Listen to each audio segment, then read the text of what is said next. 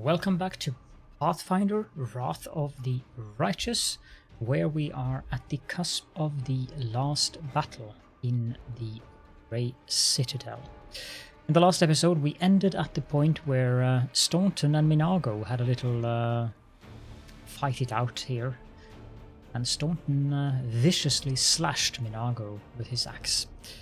Now, before we go up this staircase, we need to do a little bit of healing. 16 out of 37.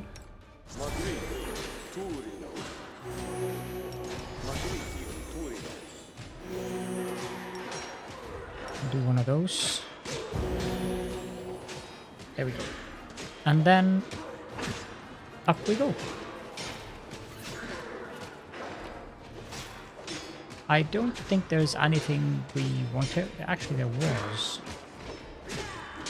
I'd like to quickly go through this, because while money is not so much an issue later on in the game, it's definitely something we need to get as much as possible of right now. Because there are certain items we need to buy that are going to be quite expensive in the next part of the...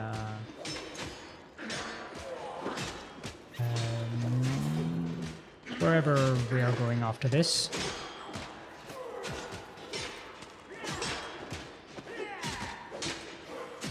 The 100 gold per masterwork item is actually not at all that bad.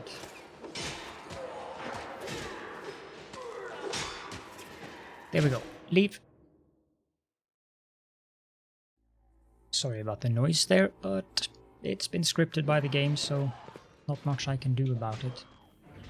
Although, I will be right back. Sorry about that. I really had to go to the bathroom, so I kind of forgot before I started the episode. Why hello there? You look a little bit angry. Have you tried an anger management course? I've heard that there are many of those that have been very successful. Out of my sight!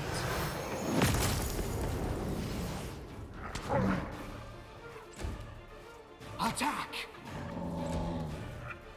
Time to share your treasures! Make every strike count. Oh, it's a named one as well. Dradnu. No glory without risk! I want to move back. This will hurt. I will see to your demise!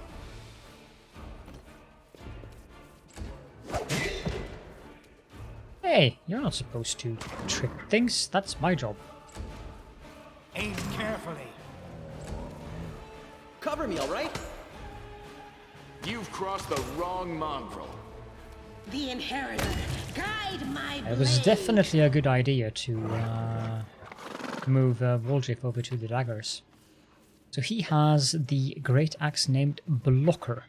More money. Save and move on. Now we enter the final battle in 12. Completed. The unholy symbol of the Scari, the demon lord who attacked Canabrus, drawn in human blood. This is my kind of work. Now, here, Rules I are made to be definitely broken. want to have some buffs. Always be ready for the worst. Ask nicely. No reason to pause. Focus on the goal.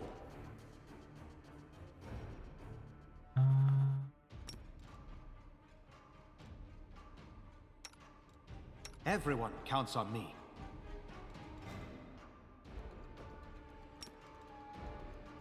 No, I want a large person. On Waldriff, actually.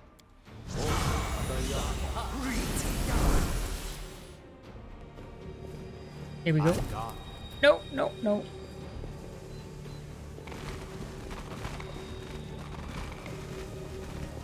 That's one big stone, no doubt about it. The city's greatest sight before it was tossed here upside down, that is.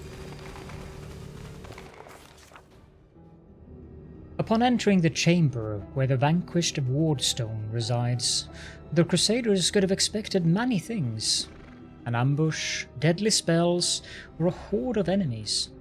But not an empty hall, still and silent, with no Minagho or her henchmen, only the obelisk and glimmers of light dancing on the dirty floor. But then again, all is not as placid as it seems. Caledon once again hears the seething choir. This time the voices sound louder, more insistent.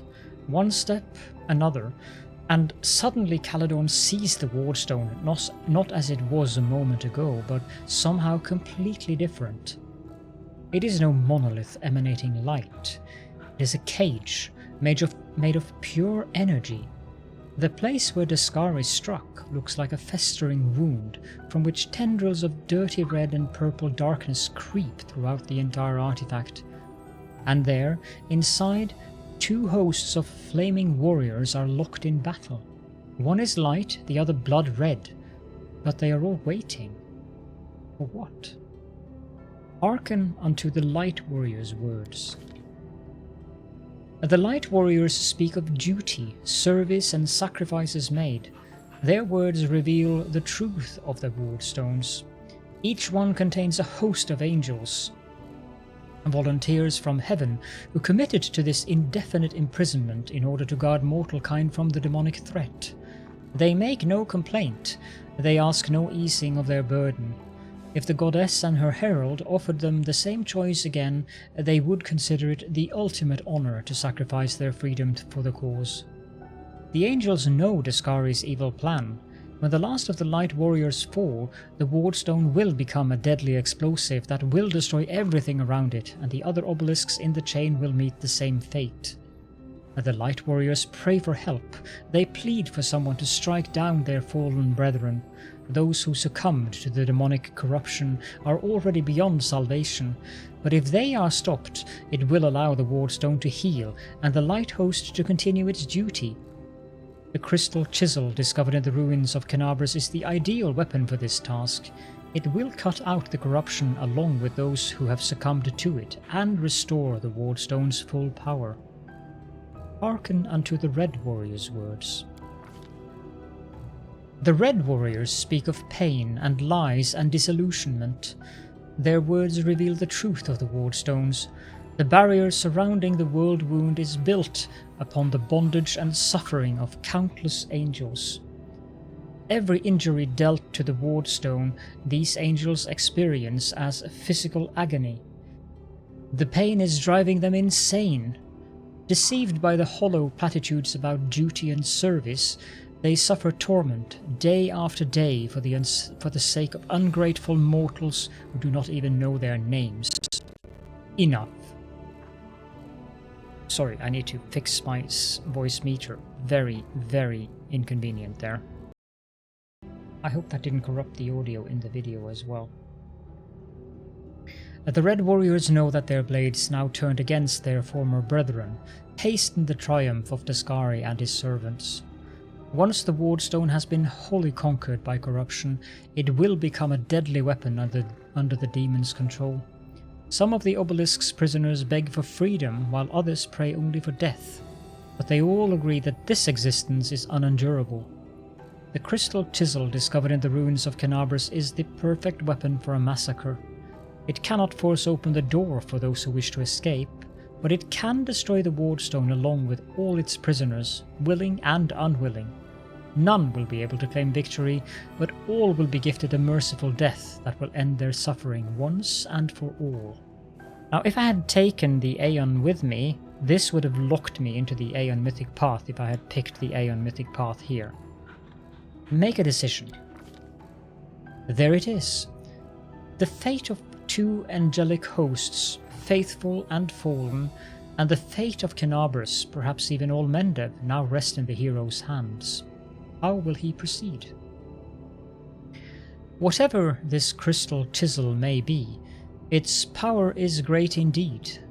It can destroy the stone, along with all of its inhabitants, or it can mend it by killing the angel defectors within. What it cannot do, alas, is free those who wish to escape and keep the stone intact for those who wish to remain. But somewhere deep within the hero's soul, The familiar ire seethes, endless rage, unbridled hatred. What will happen if it is unleashed here at the stone? I'm going to go with this one, because what do I care about fallen celestials? Cleanse the Wardstone, destroying the fallen celestials. A righteous hand never misses. The chiseled strike destroys the fallen angels who had succumbed to corruption and betrayed their brethren and sacred mission. The warriors of the light greet their deliverer with a joyous battle cry. Cleansed of corruption, the stone fills with blinding light. The crusaders succeeded. The angels' battle within the Wardstone has ended, and a threat to the entire chain of stones has been eliminated. Of course, this has won no guarantees of safety for the future. What happened here can happen again. The Mendevians can no longer rely on Iomede's gift as they once did. But the danger has passed for now.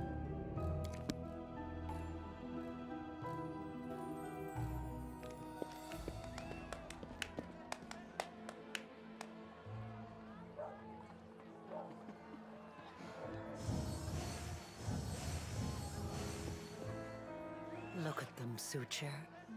They're rejoicing like children. The storm is coming and none of them sees it. Shall we add to their festivities, my lady? How about a little lightning to burn their flesh? Oh no, Suture. We'll leave such frolics to Discari's little gnats. We are here for something else. Something I have greatly anticipated for a long, long time.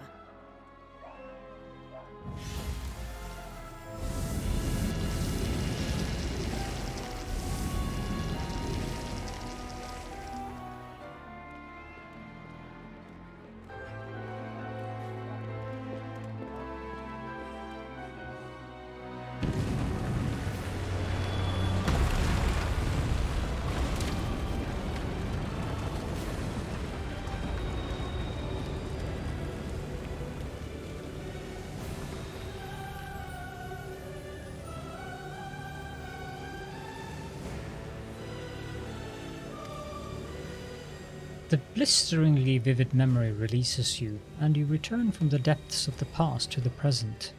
You feel a fresh breeze on your face. The energy expelled from the Wardstone has blown the roof off the Grey Garrison.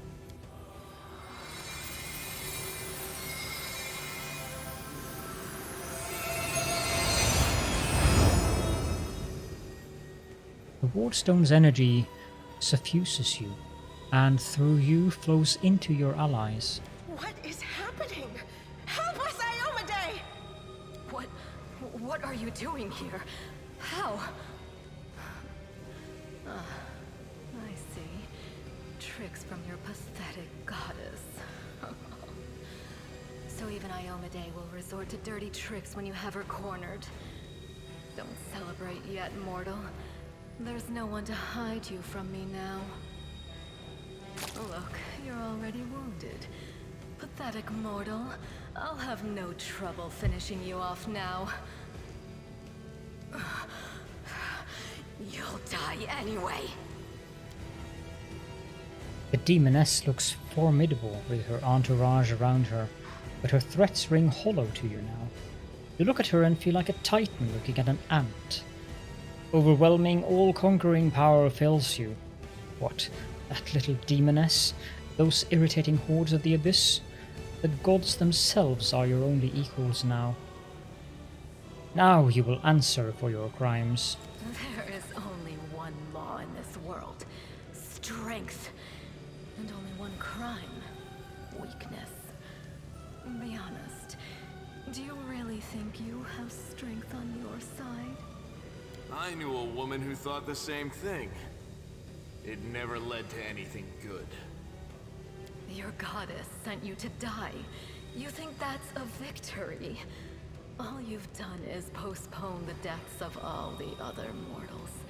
And not even for very long. But your wait for death is over. You won't see what I'm going to do to your little friends, because I'm going to kill you right now. Do you really think so, Minagho? Precision and grace.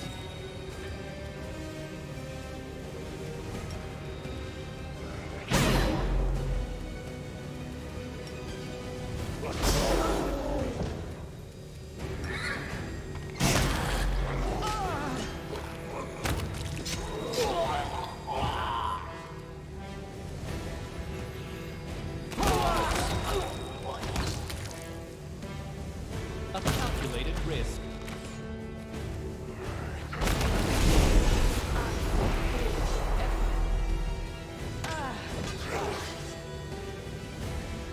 Stab you as action. Why not both? You won't survive me.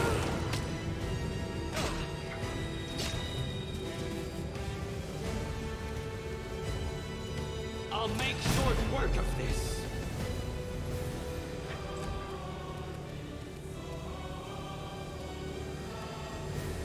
The light take you!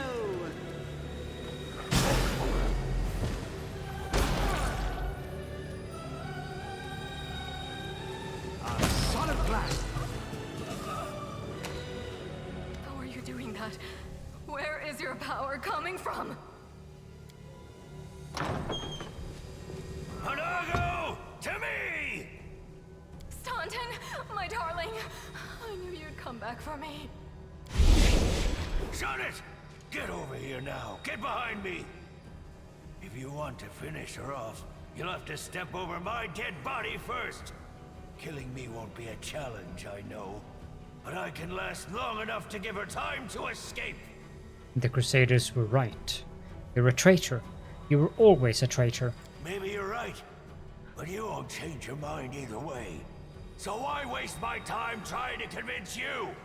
No matter what he does, no matter what he says, Staunton Vane will always be considered a traitor. Well then, Staunton Vane will finally be the traitor you've always wanted. People are always calling me a monster and a freak. Tell me, how come I've never once considered listening to them and becoming the terrible thing everyone claims I am? You might have a point, if you'd been hearing those things every day for 70 years straight. 70 years? Whoa, at least I won't live long enough to suffer through anything like that. Lucky me, I suppose. Enough talking. Minagho, cast your spells and get out of here. I'll hold him off. Quickly, before I change my mind. No, my sweet. I won't abandon you. We'll leave this place together, and we'll go where we can be happy. Go. Let me finally. God damn it all! Let's go! The demon and the traitor vanish in a magical haze. You feel the energy thrumming through your body and soul start to fade. It doesn't leave you, it hides somewhere deep down, leaving behind a small amount of incredible energy, as well as the understanding that you will one day master that inconceivably huge power.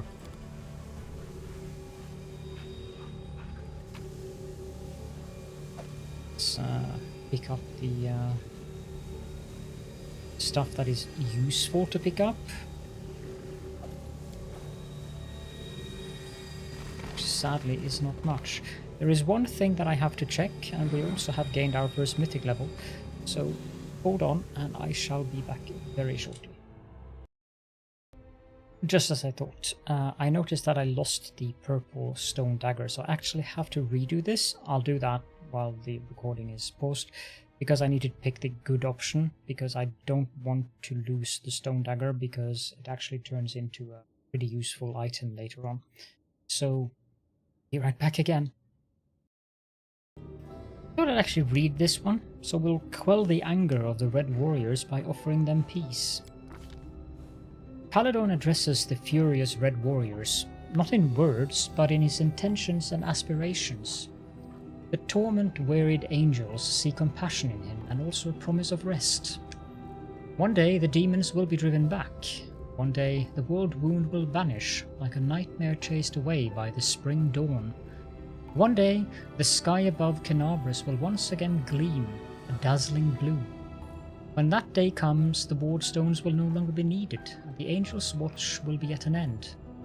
Overcome by this vision, the Red Warriors drop their weapons. With bowed heads, they say words of farewell and fall into a deep sleep, one that will not be broken until the day this promise is fulfilled and they regain their freedom. The injury inflicted by the Skari still gleams scarlet within the Wardstone, but the spread of corruption has been halted. The obelisk fills with vital healing light. The Crusaders succeeded. The Angels' battle within the Wardstone has ended, and the threat to the entire chain of stone has been eliminated. Of course, this has won no guarantees of safety for the future. What happened here can happen again. The Mendevians can no longer rely on Iomede's gift as they once did. But the danger has passed for now. I'll pause again and then I'll just quickly fight the battle, and yeah. There we go. Now I'm done with that, so let us have a little look at the mythic abilities. Because we want to take mythic level 1 here now. Just get that out of the world. It is rather important. Now, for Caledon himself, we have all of these various paths unlocked, but we cannot pick any of them except for Mythic Hero currently. So I've unlocked the Azata path, I've unlocked the Trickster path, the Demon and Angel paths are unlocked by default. As for the other ones that you cannot see here, there is the Aeon path, which, well, I would not have had that unlocked anyways, because I would already be locked into it by now if I had picked that. There is the Swarm that walks, which is a very, very bizarre path in my opinion. It is probably the one that makes your character the most powerful one of all of the mythic paths, but you become purely chaotic evil. You no longer have a party, and you're basically just wanting to eat everything and everyone. And you play the game solo with only yourself and potentially some things that you summon. I don't know. It is not a path that I think that I will ever play.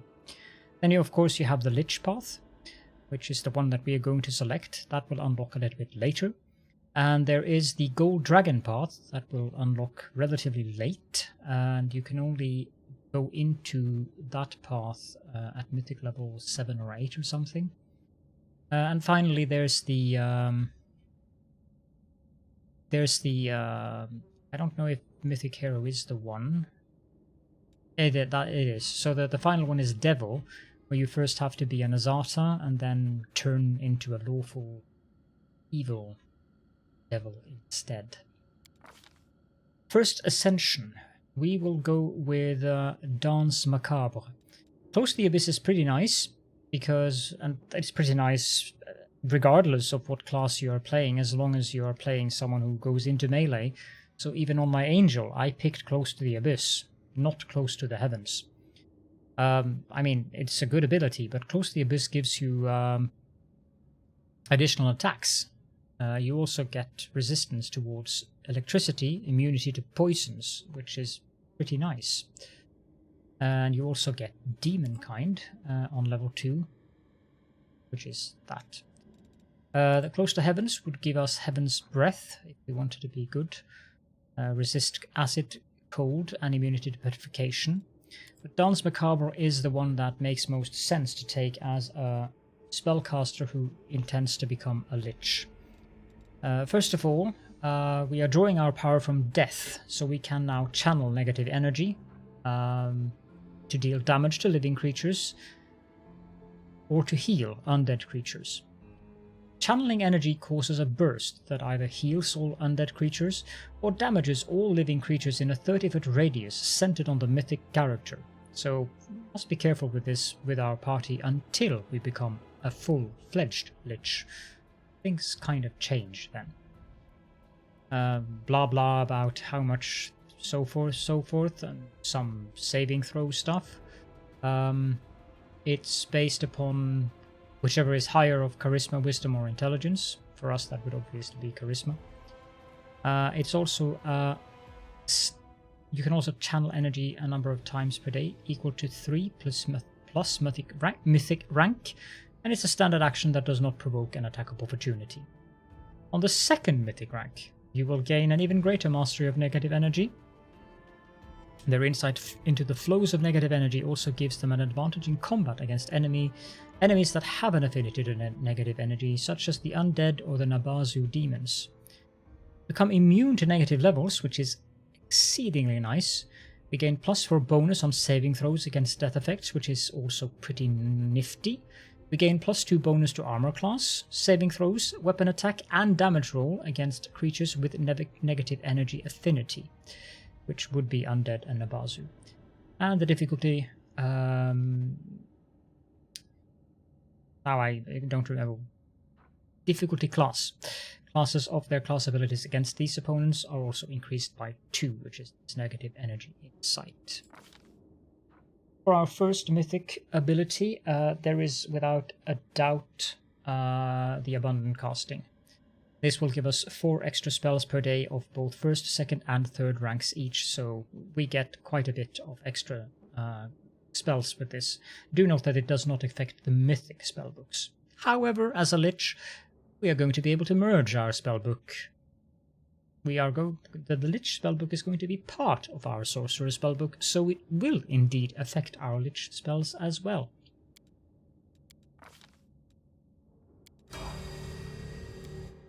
Now for Sela. Her first mythic level is going to be something simple, ever ready, which means that whenever you make an attack of opportunity, you gain a bonus on the attack roll and damage roll equal to your mythic rank. And the number of attacks of opportunity you can make each round is increased by 2. So this is pretty nice when it comes to attacks of opportunity. Woljif, he is going, I think he's going to take, no, actually he's going to go with abundant casting.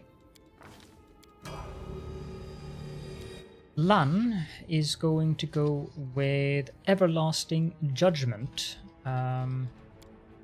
which means that we can now use his mythic powers to power the judgments, which means that he can use judgment any number of times per day. Which, yes, that is a very important feat.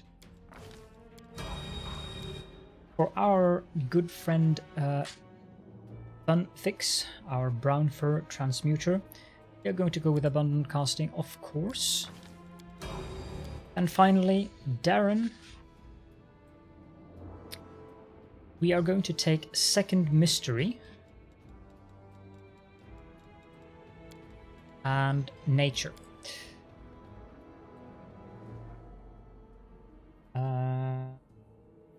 Yes. Not much to say about that, except that it gives us access to all of the nature domain spells as well, which basically means that in his character class, surprised it doesn't say here. Yeah, nature, it says here. So he gets access to Final Revelation on Animal, in addition to Life. Gets Feather Step, Bark Skin, Poison, Spike Stones, Cave Fangs, Primal Regression, which is an incredibly nice buff later on, Creeping Doom, which is probably one of the best spells in the game, Animal Shapes and Shape Change, and then of course the Second Mystery. So yeah. And that is it. We shall now leave.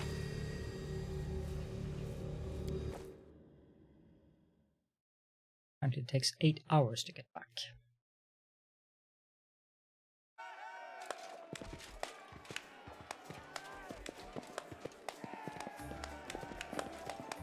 Make way. Warrior Queen coming through with a round for the heroes. Whoa, the heart is packed. And you considered mixing this little shindig, Beth? I did consider it, and I am still considering it. It hasn't even been a week since the last demon was booted out of Canabrus, and we really should be in a period of mourning for all the city's fallen. But the people deserve to celebrate. and he deserves to be honored for saving the city and possibly all of Minagho. That was one hell of a fight. One hell of a fight calls for one hell of a party.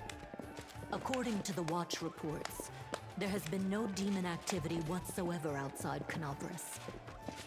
I get the feeling the fiends are as shocked by what happened as we are.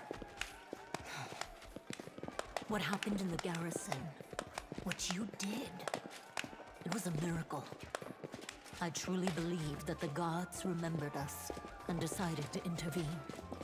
Beth, come on, you agreed. No serious business today. All right, I'm done. No more. Who would have thought we'd be celebrating a successful attack on the Grey Garrison, our own fortress, and that we'd blow the roof off the place? It's simply unforgivable. While we're on the topic of the roof, there's already a rumor going around that you have been blessed by Iomedae herself. And it was her power granted to you that destroyed the garrison's walls and roof. And it turns out the people want a little piece of that blessing for themselves. The townsfolk are gathering chunks of the garrison's rubble as souvenirs and talismans. And I'm sure they'll hit the black market soon enough. Oh, yeah. Here, read on this for me. For good luck. Drop it in, Evia. I'm not a messenger sent by the gods. People who aren't divine messengers don't usually go around taking whole stories off of buildings and blowing packs of demons away. But if that's how you want to play it, then fine. I'm still keeping my stone, though. You do that. Nevi! What are you on about now? What do you mean? Do you see many people at this table who've been personally blessed by Iomedae herself?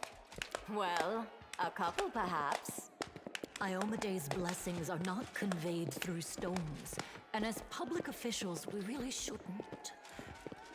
Erebeth looks to the end of the table where the voice originated, and her eyes widen as her words trail off. I feel a little chastened after what you said about public officials. But I myself have acquired a few pieces of stone and also wish to ask our hero to breathe on them for good luck.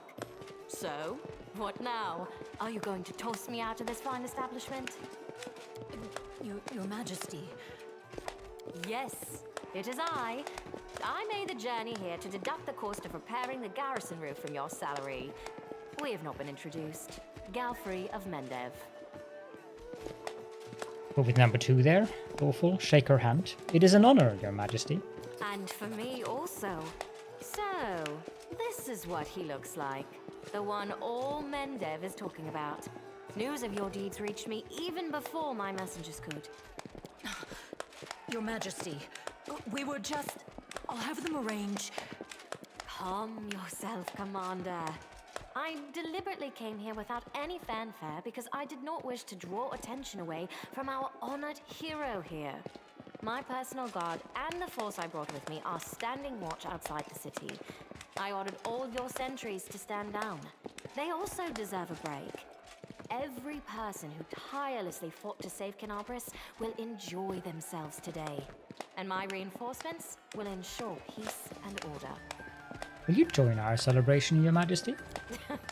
Please, don't Your Majesty me. We are in a tavern, not my court in Nerosian. Address me as you would any comrade in arms. Concerning the celebration, as you can see, I already invited myself.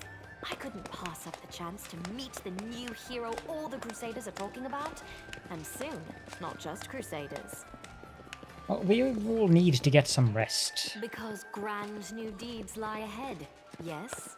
Your Majesty, my dear cousin. Count, I admit I was surprised to learn that you valiantly joined the ranks of the city's defenders. Pleasantly surprised. I live to please you, my queen. My first thought when Discari cruelly robbed us of noble Terendelev and half of Canabrus's crusaders in one fell swoop was of you, my queen, and of how these events would weigh heavily on you. No one could have foreseen the demon attack, and we have so successfully held the defense here for 4 heroic crusades. I'm going to drown him in the nearest well this very night. I value your dedication and your eloquence. I hope you will continue to aid our soldiers. Not a chance. You know that I am not made for the front lines. Excellent bash, but alas, I really must go. Important matters to be getting on with. A new shipment of wine from Keonan, and 3 beautiful creatures of the same provenance. But I will most assuredly come to say my farewells before your army departs on its campaign, which, wherever it may lead you, will undoubtedly be crowned with victory. I shall hold you to that, Count. And now allow me to devote some time to the hero of the evening. I did not come here solely to give you this chance to celebrate, but all serious discussions and official announcements can wait until tomorrow. I have big plans for all of you, especially for you. But I want to keep you in suspense for a little while longer, so I shan't say another word. Let us mark this victory. My first toast is to you, the hero of Canabrus. Now, what are we drinking?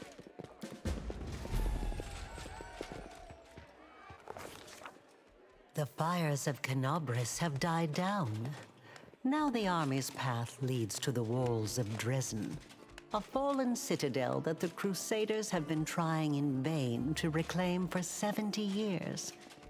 The new piece on the board might give their efforts some added momentum.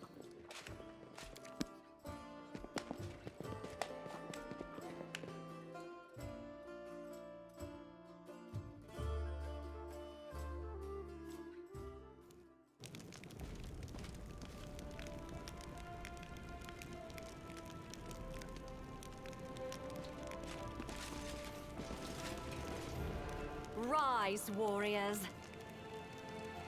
Today is a day of sorrow and pride. Sorrow because we weep for our brothers and sisters who perished in Canabrus. Pride because despite demonic treachery, our heroes repelled the attack and saved the city. I, Queen Godfrey of Mendev, declare this day the first day of the 5th Crusade. And I am glad to introduce the one who will lead the attack on the forces of the Abyss. The hero of Canabrus, Knight Commander of the 5th Crusade. Your leader from now unto victory or death. And now it's time to rest. Everyone is dismissed.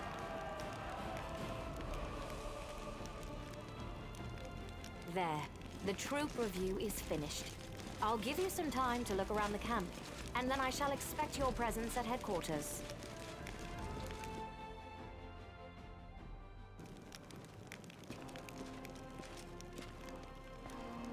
Commander, please allow me to join you while you inspect our encampment.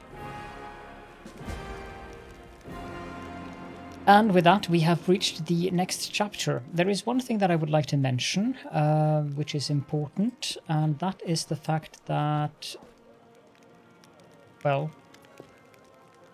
I have to do this conversation, it appears. Ah, there you are, you dashing troublemaker, you. Darren flashes you a self-satisfied smile. Our short acquaintance is coming to an end. Very soon you will depart on your crusade, where you'll scrape by on horrible rations, struggle vainly to fall asleep amidst snoring soldiers, be rudely awoken by the freezing cold, and have to look upon the dour faces of self-righteous prigs. Sorry about that. Before you finally perish in the maw of some demon. I have a journey ahead of me too. I just rented a sailboat in the south. I've also hired an excellent chef and a host of other entertainments.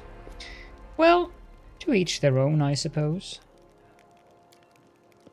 Darren pauses, then suddenly adds in a more serious voice. You know, I am genuinely sad to see you go. If it sounds like mockery, forgive me. I cannot switch off my venom gland on a whim, you see, but you intrigue me. If only we could have spent a little more time together. But of course, not under these conditions. Let the Crusaders and their demons have at each other. With any luck, they'll take this entire sanctimonious spectacle down with them. You know, I would like it if you stayed. You intrigue me too. Darren's eyes light up a little. He's obviously pleased by your attention, Yet he answers in his typical mocking tone. Alas, life is full of disappointments. I must reject your offer. In any case, I intend to wait until the army departs. I do love a good send-off, especially when it is I who is staying and someone else who is heading off to meet a dreary and hopeless end. Sometimes it does one good to ruminate on the unfairness of life. Well then, a farewell, Commander. I assume I shall be your most precious memory on this most disgusting and exhausting road to the pointless slaughter of battle. Or, if not the most precious memory, then at least the most stirring. Darren smirks before instantly losing all interest in you, or at least he pretends to. So what I was going to say is that the storyteller is here now. You can talk to him here, and if you don't talk to him here, well, then you'll have to wait for quite a long time until you get the chance to talk to him again. So I highly recommend not going into the command tent until you've done a full review of the camp. That, however, shall be in the next episode. If you have any questions and or comments, then please do feel free to leave those in the comment section below. And I hope that you enjoyed the episode, of course, and that I'll see you all in the next one.